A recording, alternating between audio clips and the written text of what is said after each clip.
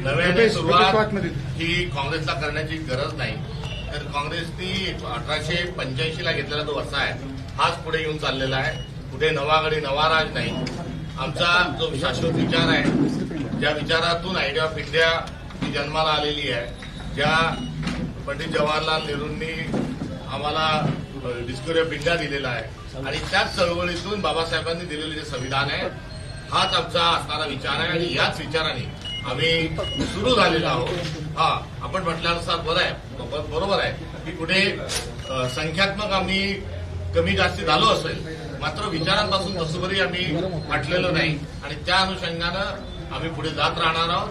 या एकंदरीत ज्या मागच्या काळातल्या ज्या असणाऱ्या सर्व घडामोडी आहेत राष्ट्रीय पातळीवरच्या आणि महाराष्ट्र पातळीचा, या अनुषंगानं संघटन बांधणी, संघटन सृजनची जी प्रक्रिया आहे ही सर्वतर आम्ही सुरू केलेली आहे आणि बारामतीवर देखील आगामी काळात काँग्रेसमय करण्याच्या अनुषंगानं आम्ही सरसावलेलो आहोत. काल सर तुमचे जे उमेदवार आहेत आकाश मोरे यांनी उमेदवारी अर्ज दाखल करताना देखील सांगितलं होतं की मी पक्षश्रेष्ठींचा निर्णय शेवटपर्यंत मानेल. खऱ्या अर्थाने काल मुंबई दिल्लीच्या चर्चा झाल्या त्यानंतर काँग्रेस पक्षाने माघारी घेतली आणि त्यानंतर माघारी घेतल्यानंतर त्याचे निर्णय कसं पाहता या सर्व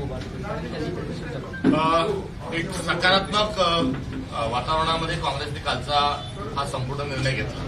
मी आपल्याला थोडं लक्षात आणून देऊ इच्छितो की एक निर्णय, एक भूमिका प्रदेशाध्यक्ष नात्यानं मी घेतली की जर आमचा मित्रपक्ष बारामती आणि राहुरीमध्ये निवडणूक लढत नसेल तर आम्ही लढण्याकरता तयार आहोत.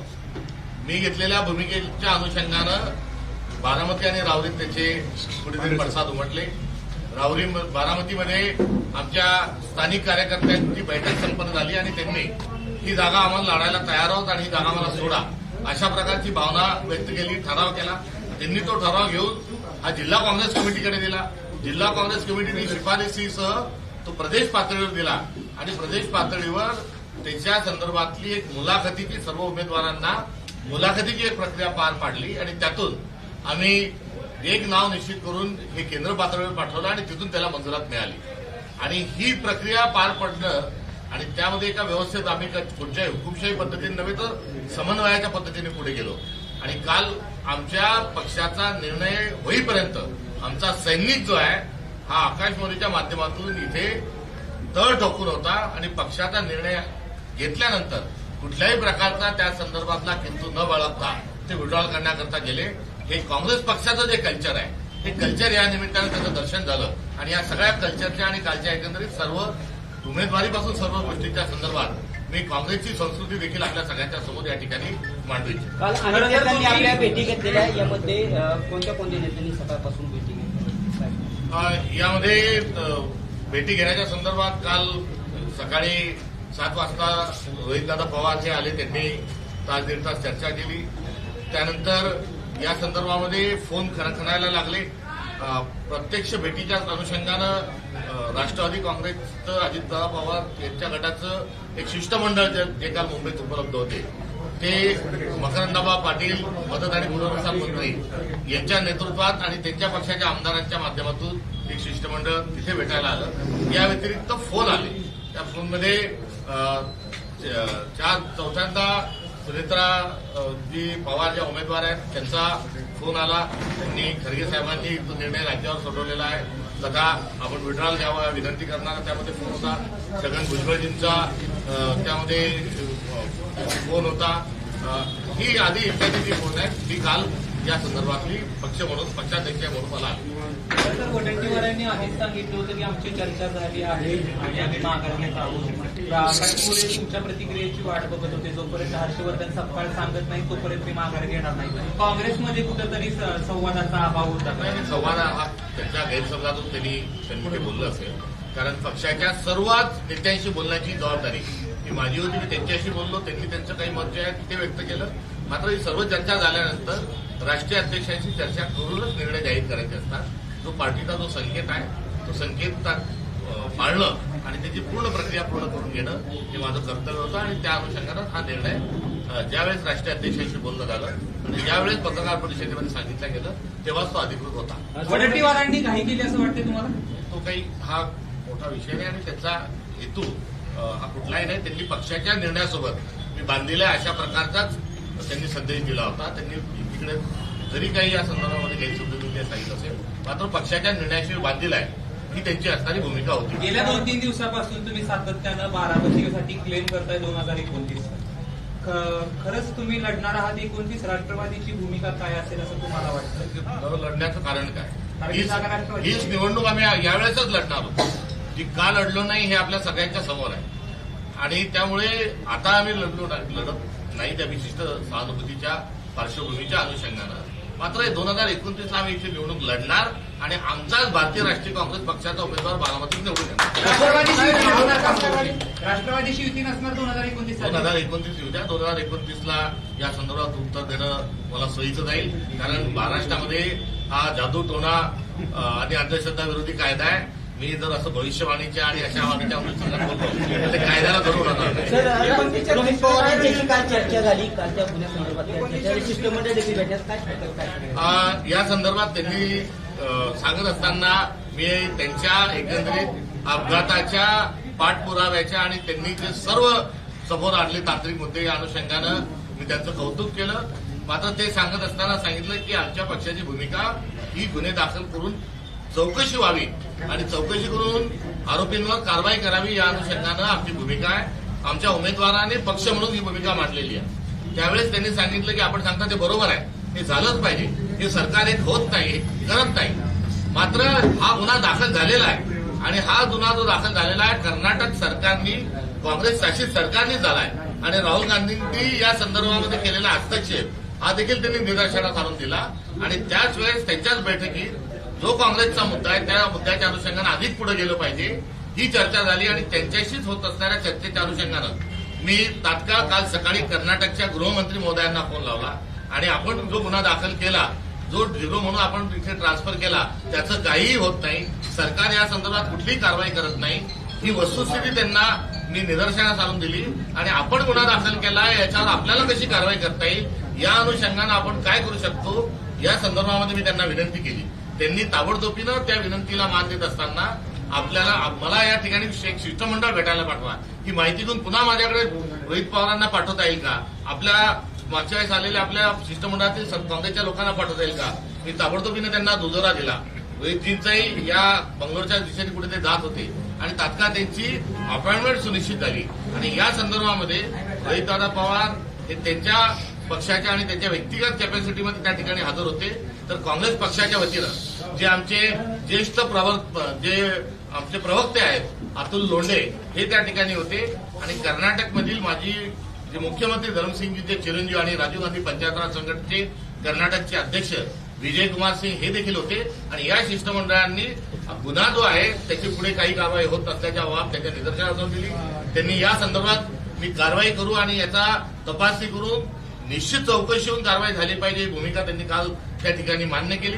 आणि एवढंच नव्हे तर याचाच पुढचा भाग म्हणून जे कर्नाटकचे उपमुख्यमंत्री आहेत डी.के. शिवकुमार साहेब यांनाही भेटण्याच्या अनुषंगानं शिष्टमंडळांनी जेव्हा विनंती केली तेव्हा त्यांना त्यांची पण अपॉइंटमेंट काल ही मिळवून दिली. आणि आज मी बारामतीत दाखल झालेले असताना डी.के. शिवकुमार यांचाही फोन आला आणि त्यांनी सांगितलं की या प्रकरणाचा पाठपुरावा निश्चित आम्ही करू आणि कुठल्याही परिस्थितीत या अपघाताचा एक सोक्षमोक्ष लावल्याशिवाय राहणार नाही.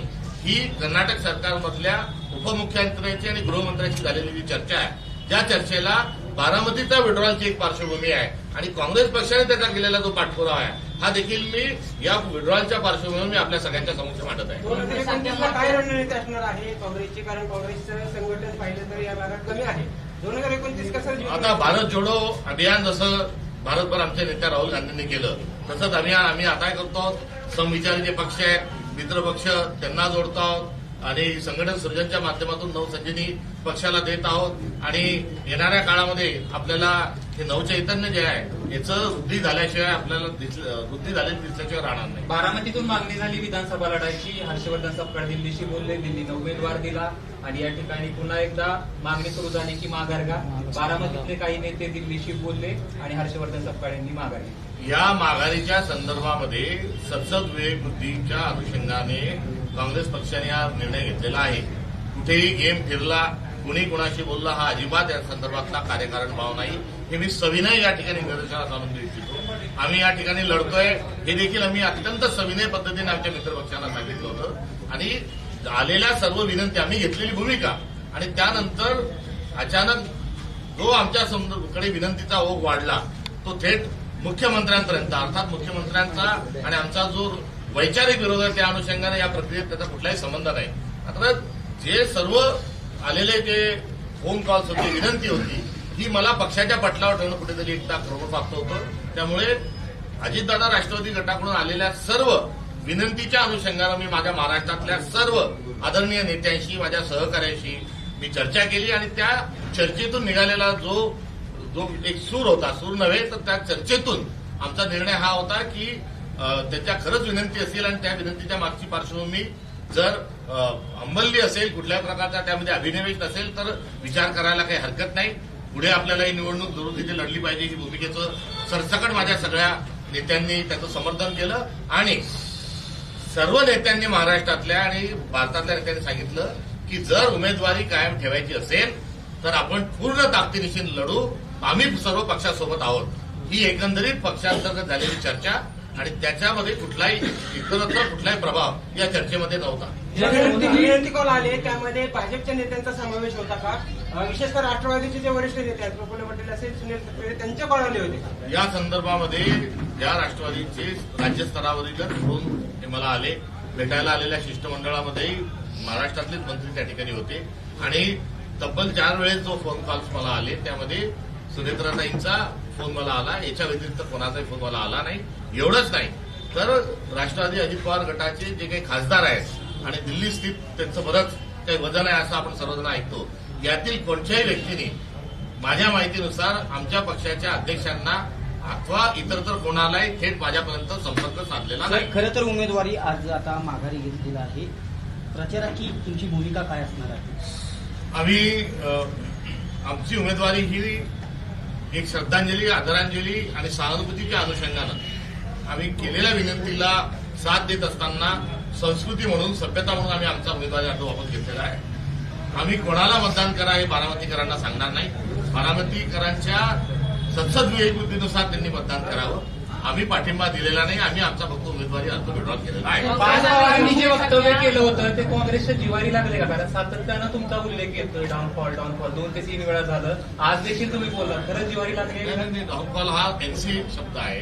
त्यामुळे डाऊनफॉल कशाचा आहे जर बघितलं तर ज्याचा डाऊनफॉल होतोय त्यांना जितके फोन करावे लागतात हा डाऊन नाही, आता अप जाणारा सगळा मुख्यमंत्र्यांनी हा संदर्भ आहे. मात्र डाऊन दिसतंय की अजितदादांसारख्या एका महाराष्ट्राच्या एवढ्या मोठ्या नेत्यांचा अपघात झाल्यानंतर साधी चौकशी होत नाही. 2-3 महिने झाल्यानंतर इथे कुठेतरी डाऊनफॉल दिसतोय. कुठेतरी जो विचार जो आहे तो विषारी आहे, विखारी आहे, भाजप आहे, यांच्यासोबत राहावं लागतं. शिवशाहू फुले आंबेडकर पुरोगामित्व हे कुठेतरी गहाण ठेवून सत्तेत सहभागी व्हावं लागतं. तिथे डाऊनफॉल लक्षात येतोय आणि सभ्यता सांभाळल्या जात नाही. कुठेतरी त्याची जी परंपरा आहे, जो वारसा आहे तो जोपासला जात नाही. तिथे तो डाऊनफॉल. मुख्यमंत्र्यांनी कॉल केला होता का काल? हो, मुख्यमंत्री देवेंद्र फडणवीस कोण हर्षवर्धन सपकाळ ते आता फोन करावं लागलं, कसं बघताय या सगळ्यांना? त्यांनी माझ्यावर टीका केली तरी मला काही फरक पडत नाही. त्यांनी माझी तारीफ केली तरी माझ्यावर काही फरक पडत नाही. माझी आणि त्यांची वैचारिक लढाई आहे. आम्ही संविधानाला अभिप्रेत भारत निर्माण करण्याची लढाई लढत आहोत. तर ते संविधान मोडणारं काम ते करत आहेत. त्यामुळे त्यांनी मला काहीही म्हटलं तर माझ्या एकंदरीत कार्यावर आणि माझ्या प्रवासावर, माझ्या वैचारिक दिशेवर आणि माझ्या संघर्षावर काही परिणाम होणार नाही. मात्र त्यांच्या सगळ्या संभाषणामध्ये त्यांनी संस्कृती नावाचा एक जो शब्द वापरला तो मला कुठेतरी भावला आणि संस्कृती रक्षणाच्या अनुषंगानं महाराष्ट्राने वाटचाल करावी. विकृती आजकाल सर्वदूर आढळून येत आहे. सत्तेकडून विकृतीला खतपाणी घातल्या जात आहे. यामध्ये सुधारणा होईल अशी मी आशा करतो. काँग्रेससारख्या मोठ्या पक्षाने उमेदवारी माघार घेतली ही लज्जास्पद गोष्ट आहे असं करुणा मुंडे यांनी सांगितलं. आता या संदर्भामध्ये कोण काय काय म्हणतं, कोणाचा अजेंडा काय, कोणाचा अजेंडा काय, आणि या सर्वांच्या प्रश्नाची उत्तर देण्याची काही आवश्यकता नाही. त्यांच्यापेक्षा काही खासदार होते त्यांनी काही आरोप केले, तिथलाही काही विशेष त्याच्याकडे लक्ष देण्याचं कारण नाही. कारण काँग्रेस ही क्रियेमध्ये जगणारी पार्टी आहे, प्रतिक्रियेत नाही. त्यामुळे गांधींनी आम्हाला सांगितलं होतं की ऍक्शनमध्ये जगा, रिएक्शनमध्ये नको.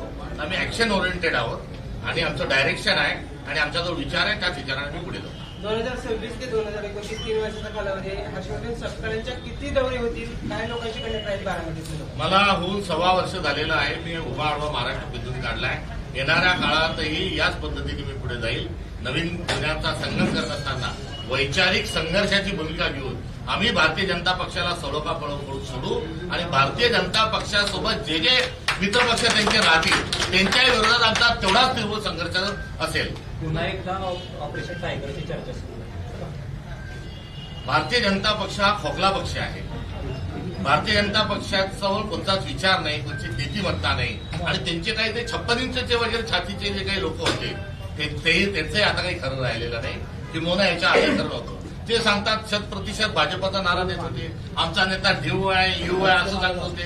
अरे तुमचा नेता जर तुमचा सक्षम आहे, देशाचे पंतप्रधान सक्षम आहे, देवाभाऊ त्यांचा गौरव करता, ते तुमच्याजवळ एवढे सक्षम आहे, तर मग तुम्ही दुसरे पक्ष का फोडता? त्यांना दुसरे पक्ष यासाठी फोडावे लागतात कारण त्यांच्या विचारात दम नाही, त्यांना दुसऱ्या पक्षाचे लोक लागतात. आणि त्या अर्थाने आपण जर बोलायचं म्हटलं तर भारतीय जनता पक्ष आणि अलीकडच्या काळात त्यांच्यासोबत राहून त्यांचे काही मित्रपक्ष यांना आता चेटकीनं सारखा आधार लागलेला आहे आणि चेटकीन जशी मुलं खाते तसे हे दुसऱ्या पक्षातले नेते खातात असं म्हटलं तर चुकीचं ठरणार नाही. नाशिकमध्ये धर्मांतराचे प्रयत्न केले गेले कंपन्यांनी, त्याच्याबरोबर भाजप धर्मांतराच्या अनुषंगाने जे कायदे आहेत त्यानुसार कारवाई करावी. मात्र धर्म जात याच्यावर राजकारण मोठ्या प्रमाणात चाललंय.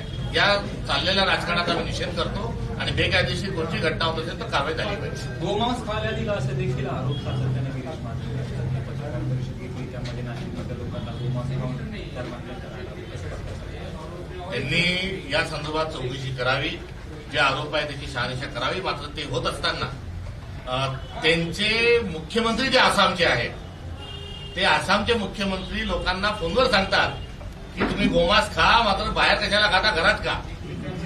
हे जे त्यांचे मुख्यमंत्री आसामचे बोलतात त्याच्याबद्दल काय मत आहे असं मला नाशिकचे जे जेम्स बॉन्ड आहे गिरीश महाजनजी त्यांना हा विचारायचा आहे. आणि त्यासोबतच आपला मुख्यमंत्री ज्या गोव्यामध्ये आहे त्या गोव्यामध्ये भाजप शासित गोव्यामध्ये गोमांस विक्रीवर आपण बंदी का घातलेली नाही याचे उत्तर त्यांनी दिलं पाहिजे.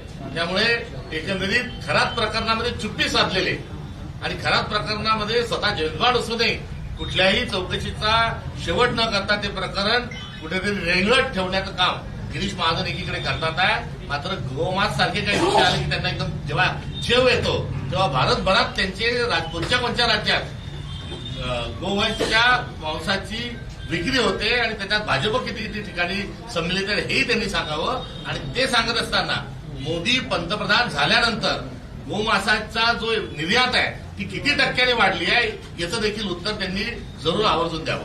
अशोक खरातच्या प्रकरणामध्ये एकीकडे शांत राहणारे सर्वजण आता आयटी प्रकरणात मात्र हिंदू आक्रोश मोर्चा किंवा इतर काढतायत, हे सोयीस्कर वाटतं ना? सोयीचं राजकारण केलं जात आहे, जातीचं राजकारण केलं जात आहे, धर्माचं राजकारण केलं जात आहे. आणि खरात सारखं प्रकरण आल्यानंतर अंधश्रद्धा निर्मूलनाच्या अनुषंगानं कुठलाही तो कायदा मजबूत करण्याच्या अनुषंगानं कोणी बोलत नाही. इतर वेळेस अंधश्रद्धा कायदा म्हणजे हा हिंदू धर्मावर आपल्याला गावा आहे असं म्हटलं जातं. मात्र बोंधूबाबासारखे प्रकरण आल्यावर हा कायदा कडक केला पाहिजे ही धर्माच्यासाठी असणारी भूमिका जी आहे ती भारतीय जनता पक्ष घेताना आढळून येत नाही. अजितदादांच्या विरोधात एकेकाळी लढलेले गोपीचंद पडळकर आता सुनेत्रता वहिनींचे स्टार प्रचारक आहेत, त्याच्याबद्दल काय म्हणतात? त्याच्याबद्दल आता मी काय आश्चर्य व्यक्त करू की अजून काय करू हा फार मोठा एक गहन प्रश्न आहे. आणि एवढंच नाही तर आता येणाऱ्या काळात अजून काय काय होणार ते बघा. तर सोयीनुसार रंग बदलणे वगैरे वगैरे ते सगळे विषय ते आहेत. आता जनतेला गृहीत धरून जनतेला खुळं धरून राजकारणाचा खेळ देवेंद्र फडणवीसांनी बंद करावा, मात्र एवढं मात्र जरूर